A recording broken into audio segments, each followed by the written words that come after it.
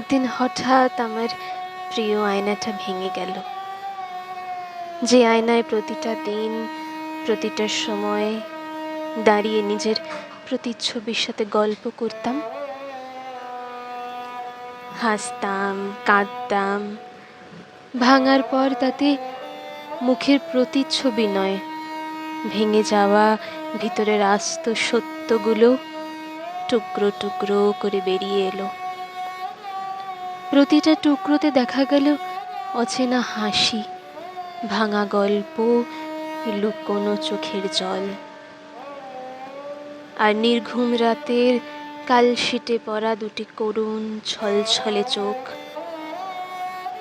এতদিন আমি তাকে শুধুই কাঁচ ভাবতাম, কিন্তু সে তো আমার হৃদয়ের ছোট্ট ছোট্ট পাওয়া না পাওয়ার গল্পগুলোকে তার মাঝে যত্ন করে লুকিয়ে রেখেছিল।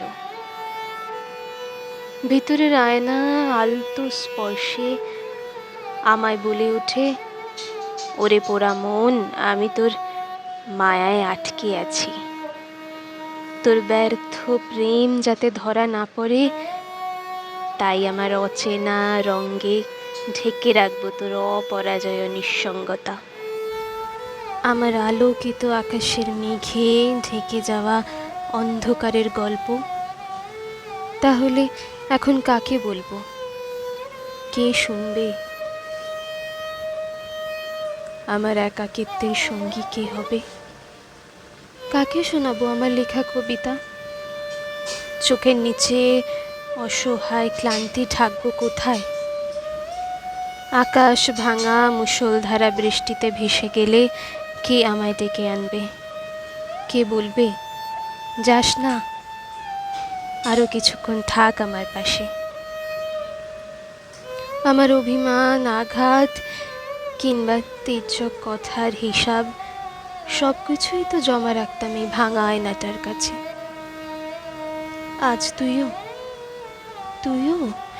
ছেড়ে গেলি আমায়।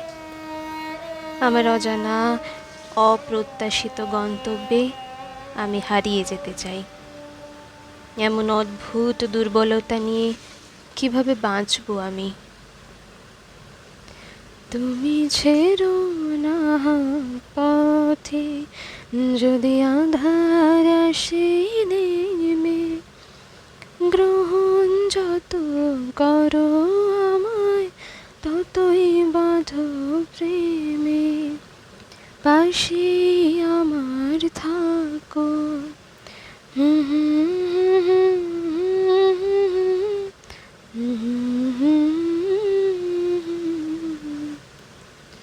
ধন্যবাদ।